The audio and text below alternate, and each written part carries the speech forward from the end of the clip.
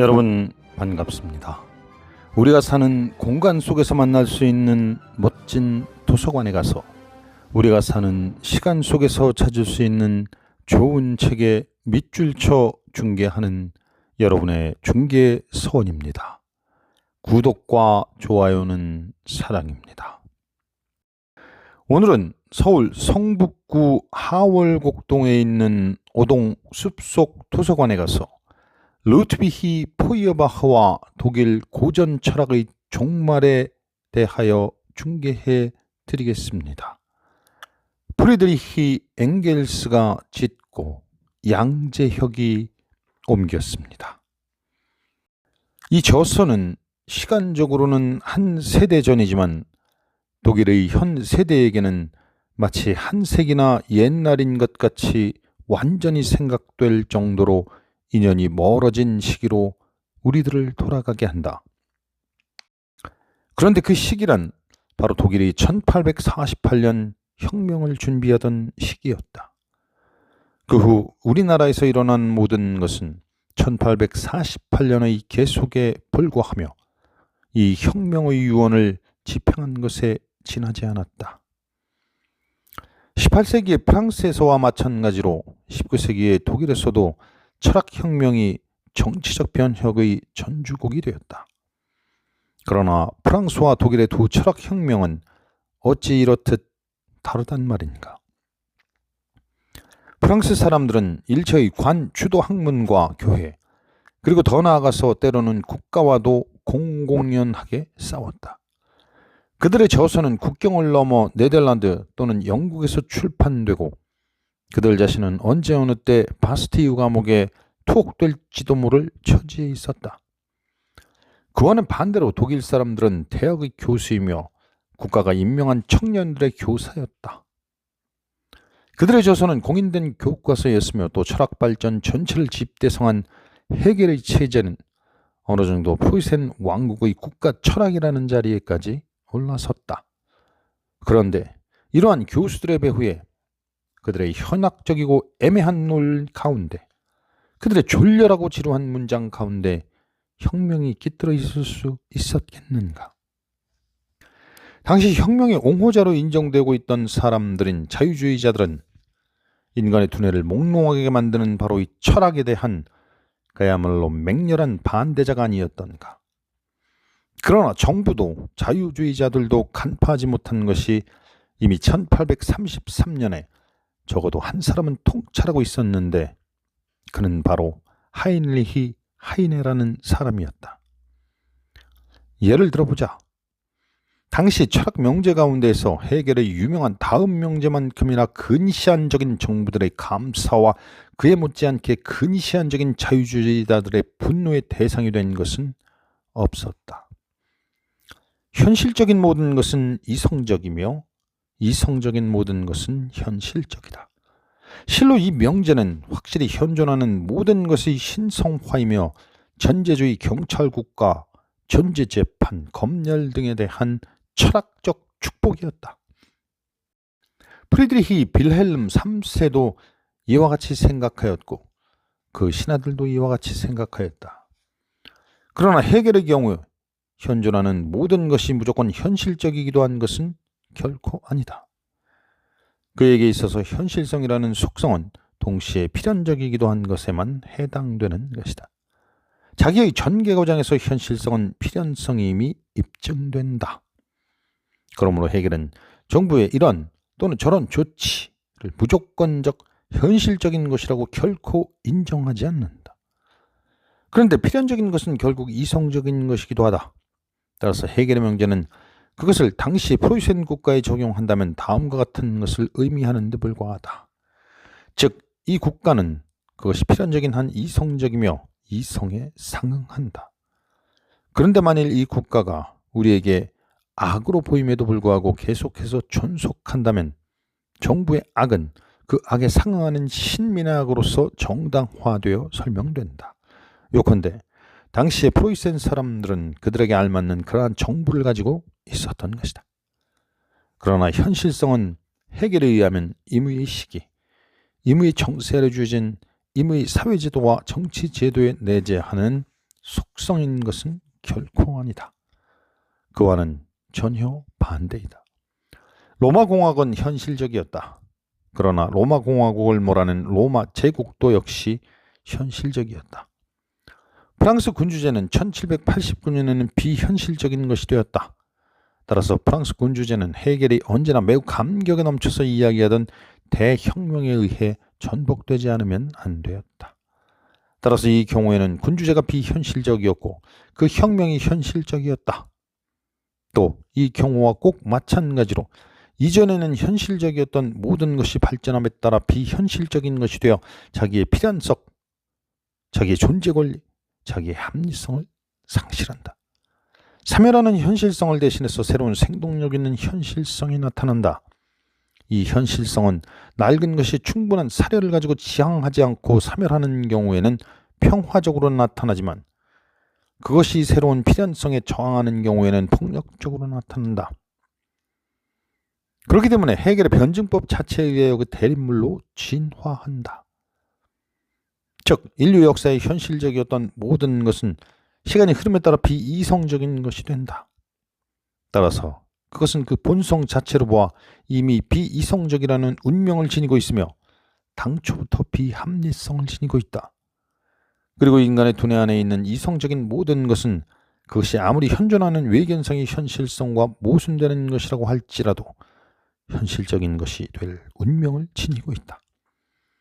현실적인 모든 것은 이성적인 것이라는 명제는 헤겔의 사유방법의 모든 규칙에 의하여 다른 명제, 즉 존재하는 모든 것은 멸망하여 마땅하다라는 명제로 바뀐다. 철학 전체, 특히 근대 철학에서 중요한 기본 문제는 존재와 사유의 관계에 대한 문제이다. 아득히 먼 옛날에는 사람들이 아직 자신의 육체적 구조에 대해서 아무런 개념도 가지고 있지 못했고 또 꿈도 설명할 줄 몰랐다. 그래야 그들의 사유와 감각은 그들의 육체의 활동이 아니라 그들의 육체에 깃들어 있다가 죽음과 함께 육체를 떠나가는 어떤 특수한 영혼의 활동으로 생각하였다. 그때부터 사람들은 이 영혼과 외계와의 관계에 대해서 머리를 쓰지 않으면 안 되었다. 만약 죽는 순간에 영혼이 육체를 떠나서도 계속해서 살아있다면 영혼의 죽음을 또 따로 생각해낼 이유는 조금도 없었다. 이리하여 영혼 불멸의 관념이 발생했다.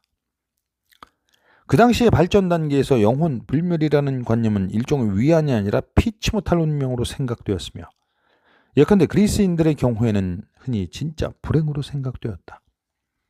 도처에서 개벌 영혼의 불멸이라는 지루한 상상을 하게 된 것도 종교적 위안의 필요해서가 아니라 영혼의 존재는 인정하면서도 일반적 제한성으로 인하여 죽은 후에 그 영혼이 어디로 가버리는지 도저히 설명할 수 없었다는 단순한 사정에 기인한다.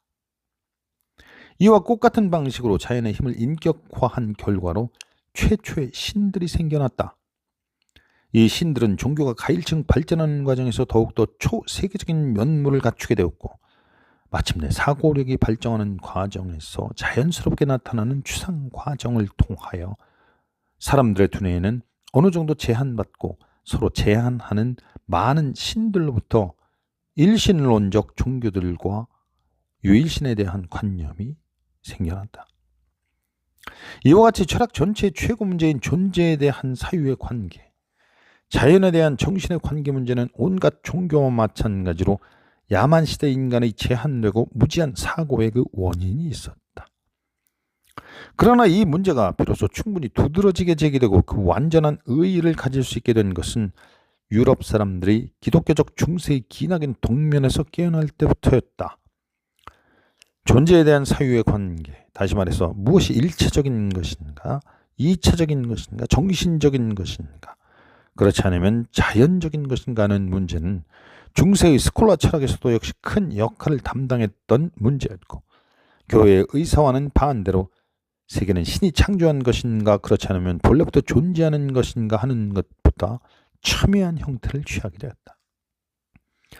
철학자들은 이 문제에 대해서 어떻게 대답하는가에 따라서 양대 진영으로 나뉘었다. 정신이 자연보다 먼저 존재하였다고 주장한 사람들, 따라서 결국 어떤 종류이든지 우주의 창조를 승인한 사람들, 그런데 이 우주의 창조는 철학자들, 예컨대 헤겔의 경우에는 기독교에서보다도 더 혼란되고 황당무계한 형태를 취하고 있었다. 이와는 반대로 자연을 근원적인 것으로 본 사람들은 유물론의 각종 학파에 속하였다. 관념론이니 유물론이냐는 표현은 원래 위에서 말한 이외의 것을 의미하지 않았다. 그리고 그것은 여기에서도 그러한 의미에서만 사용된다. 그것에다 다른 어떤 의의를 부여하는 경우에 어떤 혼란이 생기는가 하는 점은 우리는 뒤에서 살펴보게 될 것이다. 그러나 존재에 대한 사유의 관계는 또 하나의 다른 측면도 가지고 있다. 즉, 우리를 둘러싸고 있는 세계에 관한 우리의 사상은 이 세계 자체와 어떠한 관계가 있는가? 우리의 사유는 현실 세계를 인식할 수 있는가? 우리는 현실에 대한 우리의 표상과 개념 속에 현실을 정확히 반영할 수 있는가? 철학에서는 이런 문제를 사유와 존재의 동일성에 관한 문제라고 한다. 절대 다수의 철학자들은 이 문제에 대하여 긍정적으로 대답할 것이다. 예컨대 헤겔의 경우에 이 문제에 대하여 긍정적으로 대답하리라는 것은 아주 자명하다. 왜냐하면 현실 세계에서 우리가 인식하는 것은 바로 그 세계의 사상적 내용이며 세계를 절대이념, 세계로부터 독립하여 세계 이전의 본래로부터 어디엔가 존재하고 있었던 점차적인 실현되게 하는 바로 그것이기 때문이다. 그런데 사유가 애당초 사상의 내용을 형성하고 있다고 전제하였으므로 그 내용을 인식할 수 있다는 것은 자명한 일이다. 논증되어야 할 명제가 여기에서는 이미 그 전제 자체 암암리에 포함되어 있으므로 그것은 자명한 것이다.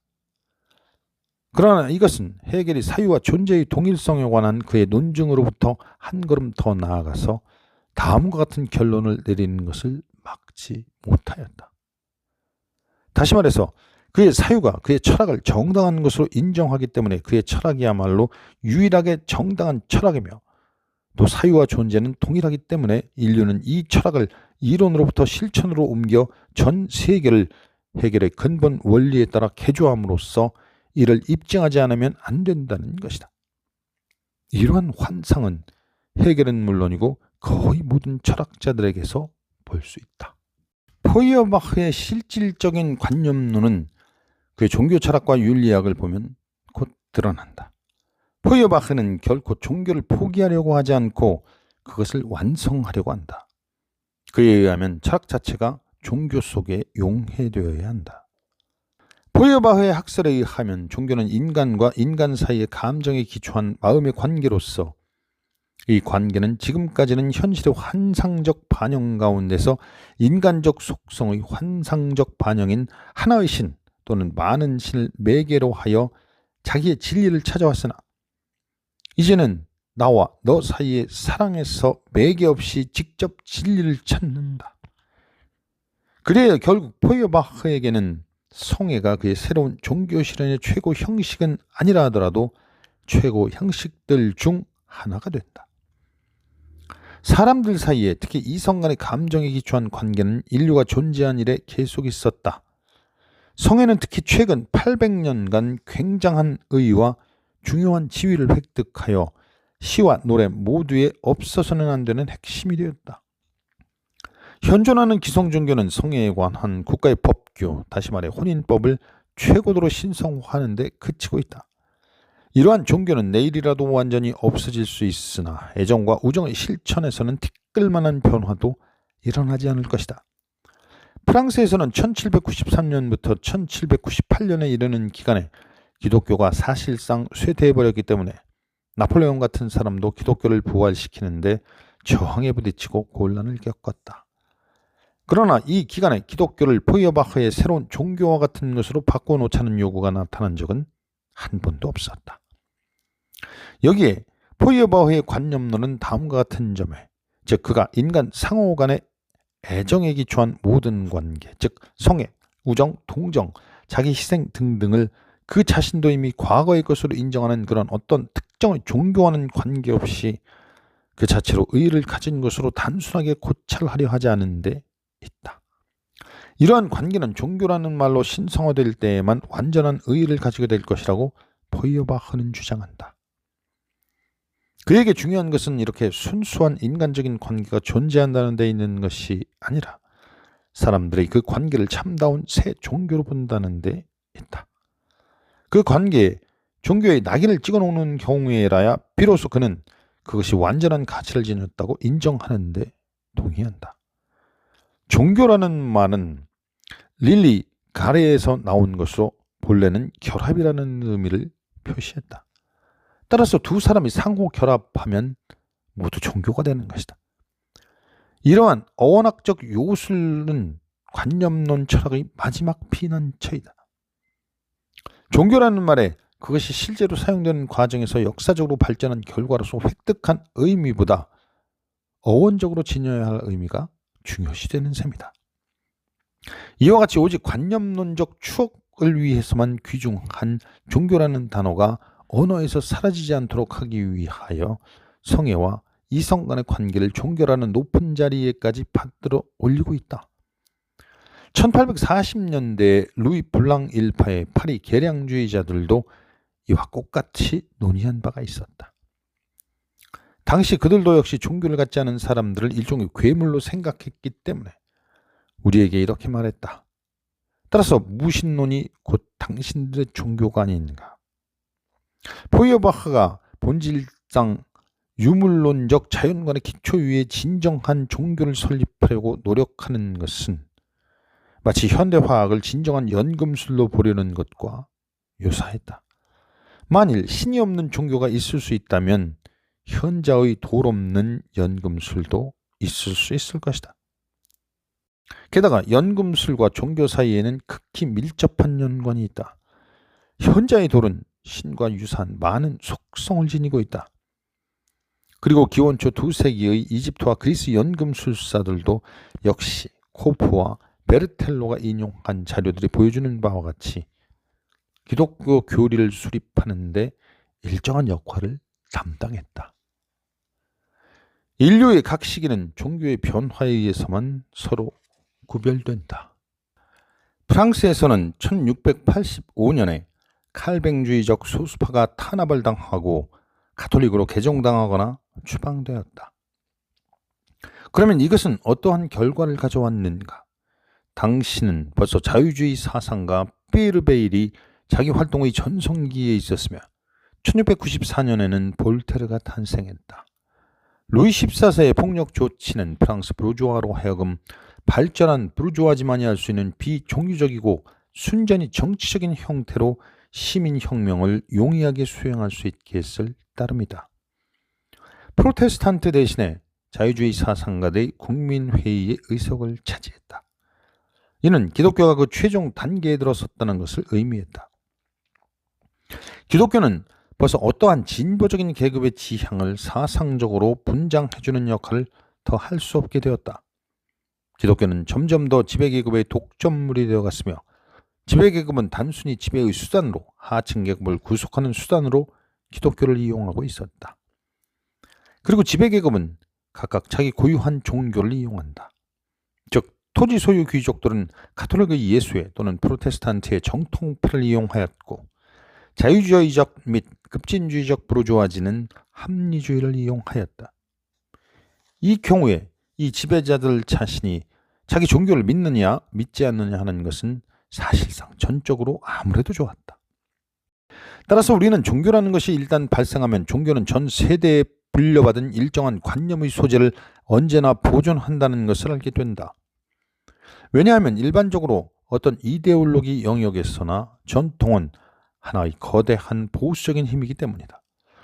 그러나 이러한 전통적인 관념의 소재들에서 일어나는 변화는 이 변화를 일으키는 사람들의 계급관계, 즉 경제적 관계에 의하여 규정된다. 여기에서는 이 정도의 설명으로 충분할 것이다. 이상의 서술에서는 기껏해야 몇 개의 사례를 들어가며 마르크스적 역사관의 일반적 개요를 설명할 수 있었을 뿐이다. 이 역사관이 진리에 부합되는가 하는 여부는 오직 역사 자체에서만 구할 수 있다. 그리고 나는 여기에서 그러한 논리가 다른 저작들에서도 이미 충분히 주어져 있다고 말해도 좋으리라고 생각한다.